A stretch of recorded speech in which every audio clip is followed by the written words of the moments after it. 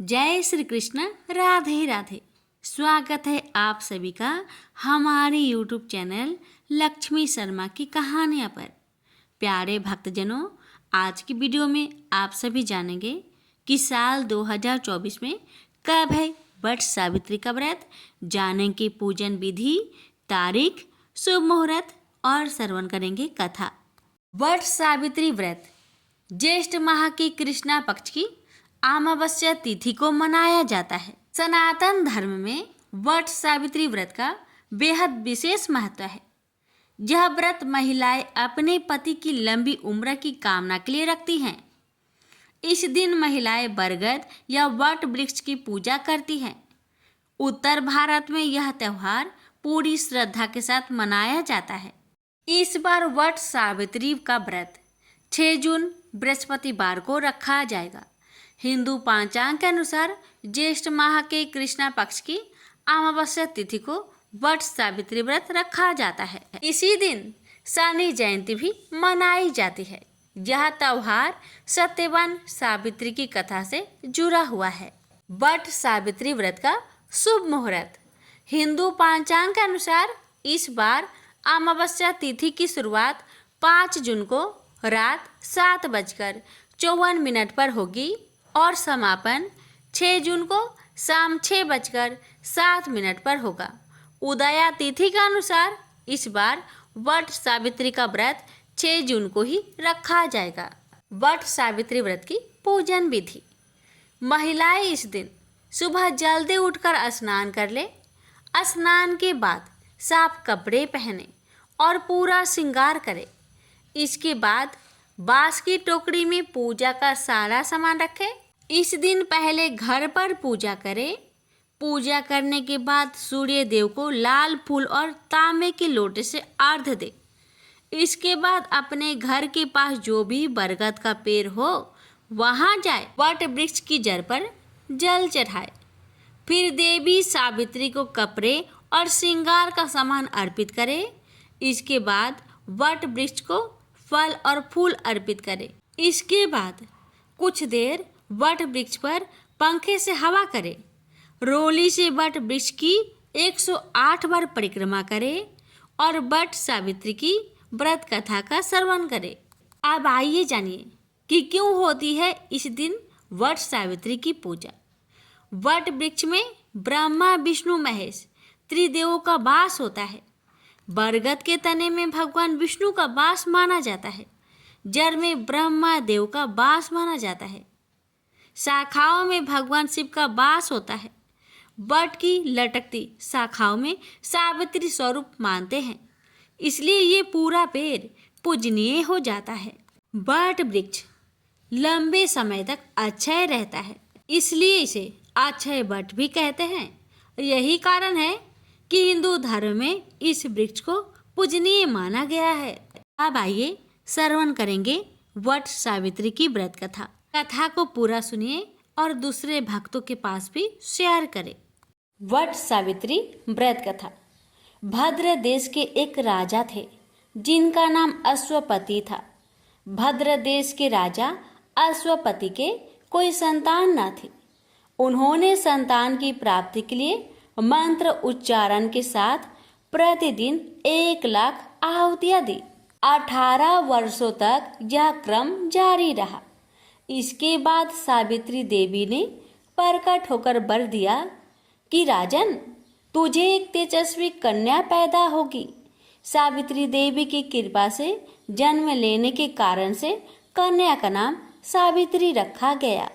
कन्या बड़ी होकर बेहद रूपवान हुई। योग वर न मिलने की वजह से सावित्री के पिता दुखी थे। उन्होंने कन्या को स्वयं वर तलाशने भेजा। सावित्री तपोवन में भटकने लगी। वहां साल्व देश के राजा धूम्रसेन रहते थे, क्योंकि उनका राज्य किसी ने छीन लिया था। उनके पुत्र सत्यवान को देखकर सावित्री ने पति रूप में उनका वरण किया। श्री राज नारद को जब यह बात पता चली तो वह राजा अश्वपति के पास पहुंचे और कहा कि हे राजन, यह क्या कर रहे हैं आप? सत्यवान गुणवान है, धर्मात्मा है और बलवान भी है, पर उसकी आयु बहुत छोटी है, वह अल्प आयु है। 1 वर्ष के बाद ही उसकी मृत्यु हो जाएगी। ऋषिराज नारद की बात सुनकर राजा अश्वपति घोर चिंता में डूब गए। सावित्री ने उनसे कारण पूछा तो राजा ने कहा, पुत्री, तुमने जिस राजकुमार को अपने वर के रूप में चुना है वह अल्प आयु है। तुम्हें किसी और को अपना जीवन साथी बनाना चाहिए। इस पर सावित्री ने कहा कि पिताजी, आर्य कन्याएं अपने पति का एक बार ही वरण करती है, राजा एक बार ही आज्ञा देता है और पंडित एक बार ही प्रतिज्ञा करते हैं और कन्यादान भी एक ही बार किया जाता है। सावित्री हठ करने लगी और बोली, मैं सत्यवान से ही विवाह करूंगी।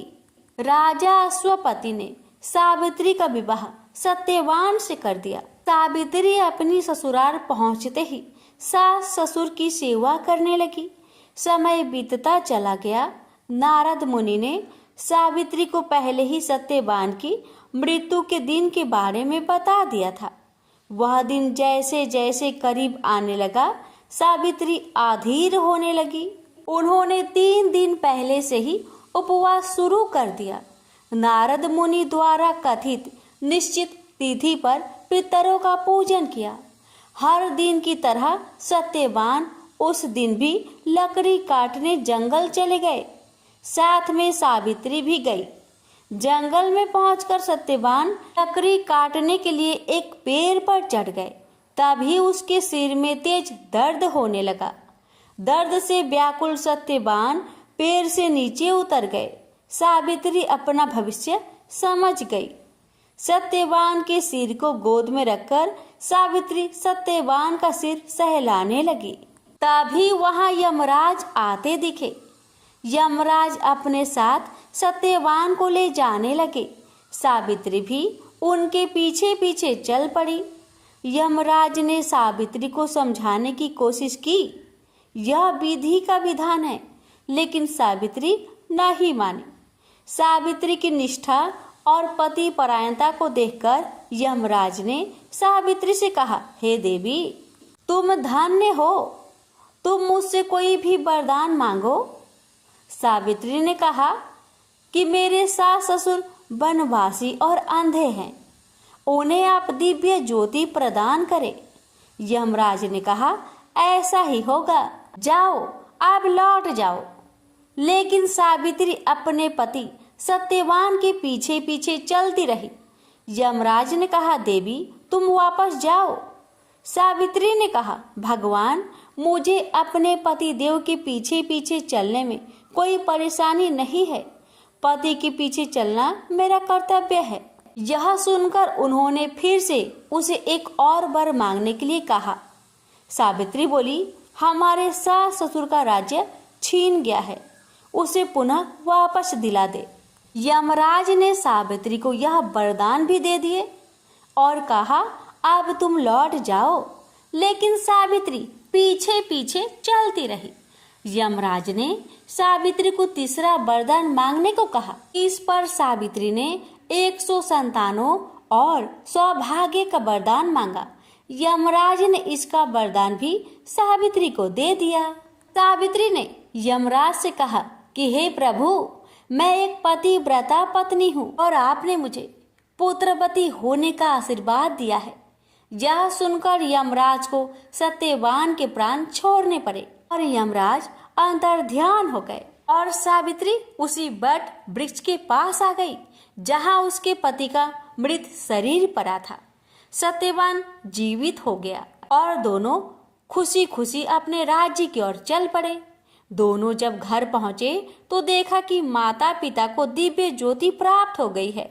इस प्रकार सावित्री सत्यवान चिरकाल तक राज्य सुख भोगते रहे। अतः पतिव्रता सावित्री के अनुरूप ही प्रथम अपने सास ससुर का उचित पूजन करने के साथ ही अन्य विधियों को पारण करे।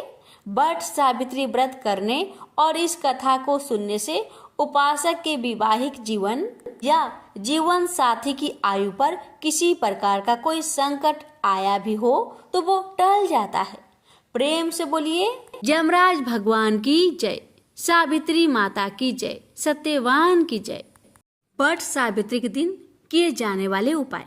वट सावित्री व्रत वाले दिन आप देव वृक्ष कहे जाने वाले बरगद के पेड़ के नीचे बैठकर सत्यवान और सावित्री की पूजा करें। वट वृक्ष की 7 या 11 बार परिक्रमा करते हुए उसमें कच्चा सूत लपेट दे। कच्चा सूत ना मिले तो रक्षा सूत्र भी लपेट सकते हैं। उसके बाद वट वृक्ष को जल अर्पित करें। वट सावित्री व्रत की कथा सुने। इसके बाद यम से पति की लंबी आयु की प्रार्थना करें। उनके आशीर्वाद से आपके जीवन साथी सुरक्षित और दीर्घ आयु हो सकते हैं। यदि आपके वैवाहिक जीवन में कलह है तो उसे दूर करने और खुशहाल बनाने के लिए वट सावित्री व्रत के दिन वट वृक्ष के नीचे भगवान विष्णु और माता लक्ष्मी की पूजा करें। वहां पर घी का एक दीपक जलाए। पति के साथ बरगद वृक्ष की 11 बार परिक्रमा करें। लक्ष्मी नारायण के आशीर्वाद से आपका वैवाहिक जीवन सुखमय होगा। आपसे संभव है तो यह उपाय प्रतिदिन भी कर सकती हैं। अगर आपकी आर्थिक स्थिति ठीक नहीं है और आप पर कर्ज का बोझ बढ़ गया है तो आप वट सावित्री व्रत के अवसर पर माता लक्ष्मी की पूजा करें। माता लक्ष्मी को पीले रंग की 11 कौड़ियाँ चढ़ाए। पीली कौड़ियाँ नहीं है तो सफेद कौड़ियों पर हल्दी लगाकर चढ़ा सकते हैं। पूजा के बाद उन कौड़ियों को एक लाल कपड़े में बांधकर तिजोरी में रख दे। धार्मिक मान्यताओं के अनुसार ऐसा करने से आपके धन संपत्ति में वृद्धि हो सकती है और आर्थिक स्थिति में सुधार हो सकता है। एक दीन ब्राह्मण परिवार था जिसमें पति पत्नी और उनकी एक छोटी पुत्री थी। उनका जीवन सामान्य चल रहा था। वर्ष बीतते गए और पुत्री भी धीरे धीरे बड़ी होने लगी। बढ़ती आयु के साथ उसमें स्त्रियों के गुण का भी विकास होने लगा था। वह अत्यंत ही सुंदर, सुशील और सर्वगुण संपन्न थी, लेकिन गरीब होने के कारण उसका विवाह नहीं हो पा रहा था। एक दिन उस ब्राह्मण के घर एक साधु महाराज पधारे।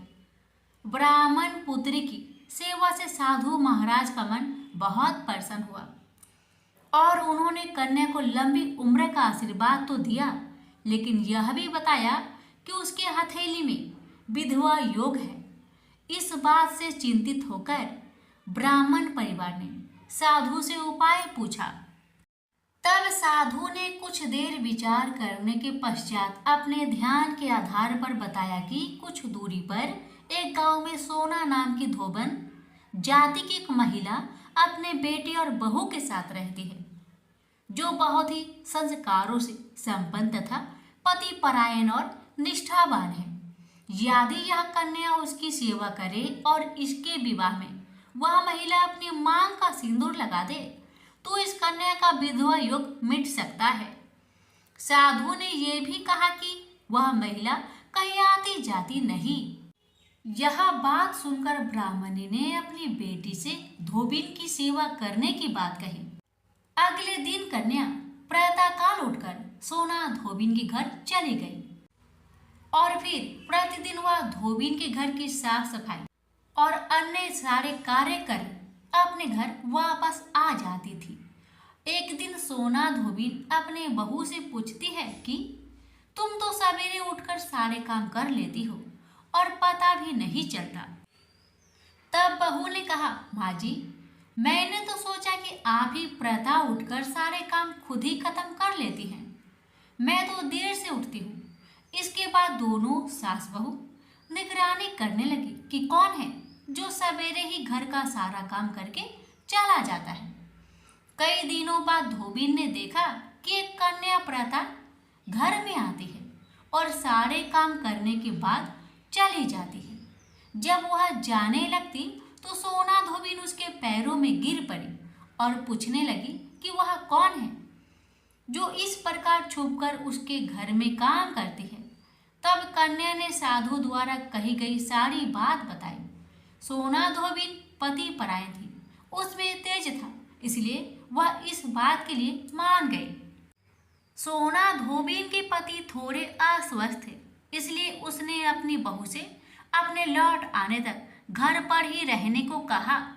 सोना धोबिन ने जैसे ही अपनी मांग का सिंदूर उस कन्या की मांग में लगाया, उसके पति की मृत्यु हो गई। थोड़े समय बाद उसे इस बात का पता चला। वह घर से निर्जल ही चल थी, यह सोचकर कि रास्ते में कहीं पीपल का पेड़ मिलेगा तो उसे भौरी देकर उसकी परिक्रमा करने के बाद ही जल ग्रहण करेगी।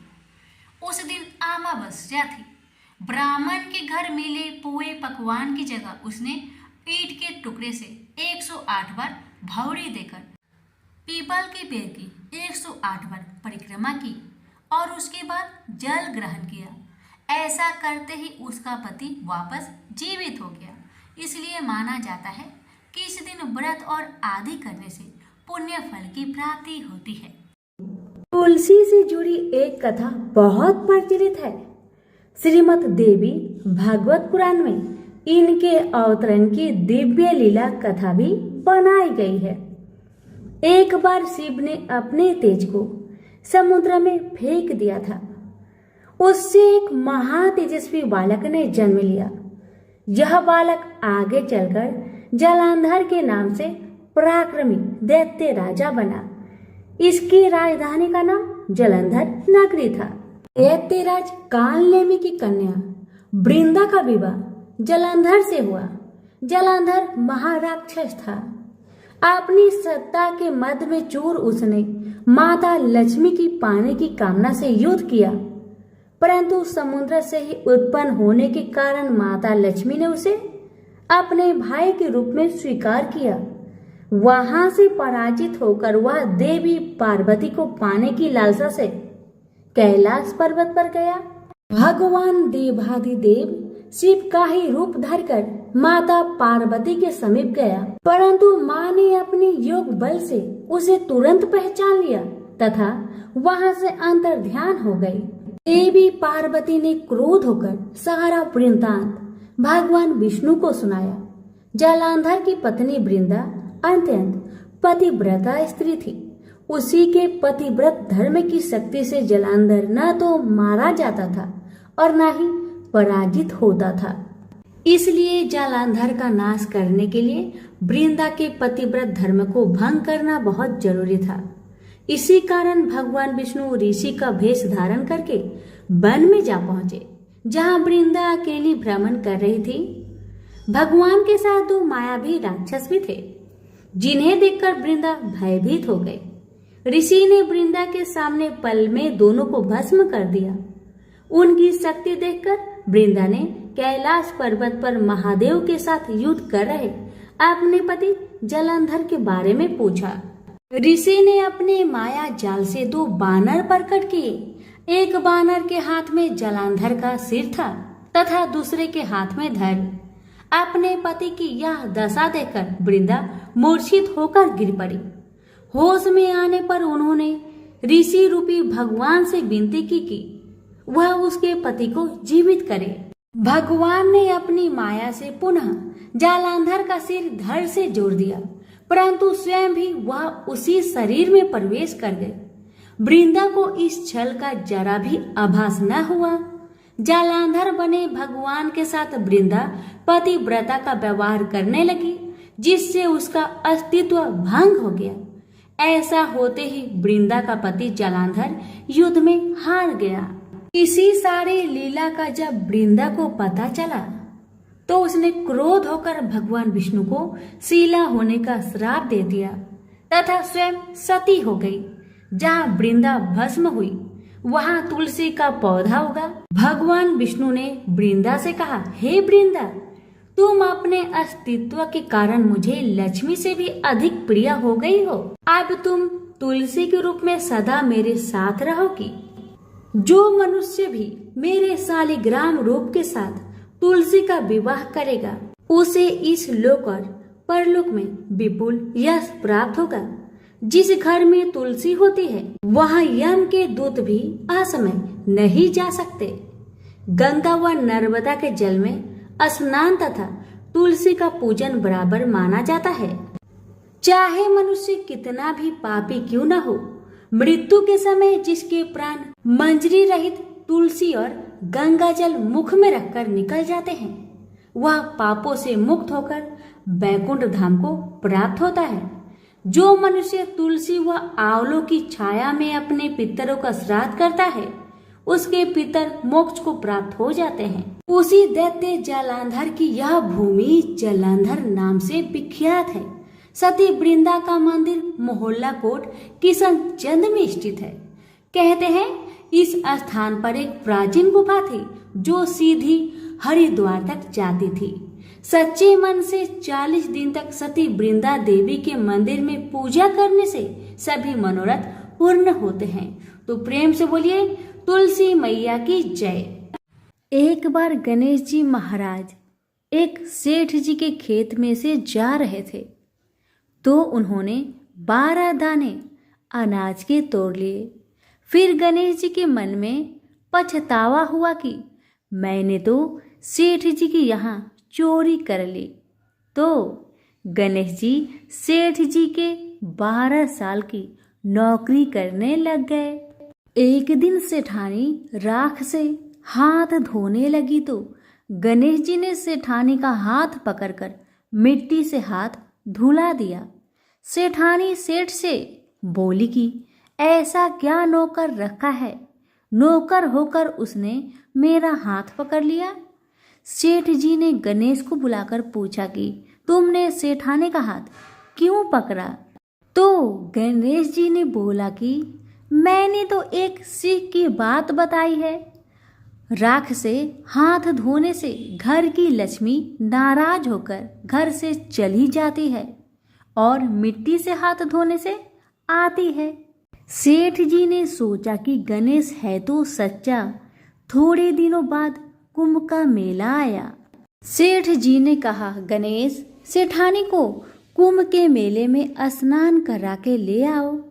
सेठानी किनारे पर बैठकर नहा रही थी तो गणेश जी उनका हाथ पकड़कर आगे डुबकी लगवा लाए। घर आकर सेठानी ने सेठ से कहा कि गणेश ने तो मेरी इज्जत ही नहीं रखी और इतने सारे आदमियों के बीच में मुझे घसीटकर आगे पानी में ले गए। तब सेठ जी ने गणेश जी को पूछा कि ऐसा क्यों किया। तो गणेश जी ने कहा कि सेठानी किनारे बैठकर गंदे पानी से नहा रही थी तो मैं आगे अच्छे पानी में डुबकी लगवाकर ले आया। इससे अगले जन्म में बहुत बड़े राजा और राजपाट मिलेगा। सेठ जी ने सोचा कि गणेश है तो सच्चा। एक दिन घर में पूजा पाठ हो रही थी, हवन हो रहा था। सेठ जी ने गणेश को कहा कि जाओ सेठानी को बुलाकर ले आओ। गणेश जी सेठानी को बुलाने गया तो सेठानी काली चुनरी ओढ़कर चलने लगी तो गणेश जी ने काली चुनरी फाड़ दी और कहा कि लाल चुनरी ओढ़ के चलो। सेठानी नाराज होकर सो गई। सेठ जी ने आकर पूछा क्या बात है। तो सेठानी ने बोली कि गणेश ने मेरी चुनरी फाड़ दी। सेठ जी ने गणेश को बुलाकर बहुत डांटा और कहा तुम बहुत बदमाशी करते हो। तो गणेश जी ने कहा पूजा पाठ में काला वस्त्र नहीं पहनते हैं, इसलिए मैंने लाल वस्त्र के लिए कहा। काला वस्त्र पहनने से कोई भी शुभ काम सफल नहीं होता है। फिर सेठानी ने सोचा कि गणेश है तो समझदार। एक दिन सेठ जी पूजा करने लगे तो पंडित जी ने बोला कि वो गणेश जी की मूर्ति लाना भूल गया, अब क्या करे। तो गणेश जी ने बोला कि मेरी को ही मूर्ति बनाकर विराजमान कर लो, आपके सारे काम सफल हो जाएंगे। यह बात सुनकर सेठ जी को भी बहुत गुस्सा आया और वो बोले कि तुम तो अब तक सेठानी से ही मजाक करते थे, मेरे से भी करने लग गए। तो गणेश जी ने कहा, मैं मजाक नहीं कर रहा हूँ, मैं सच बात कह रहा हूँ।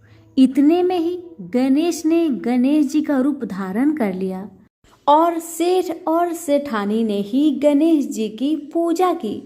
पूजा खत्म होते ही गणेश जी अंतर ध्यान हो गए। सेठ सेठानी को बहुत धोखा हुआ और उन्होंने कहा कि हमारे पास तो गणेश जी रहते थे और हमने उनसे इतना काम करवाया।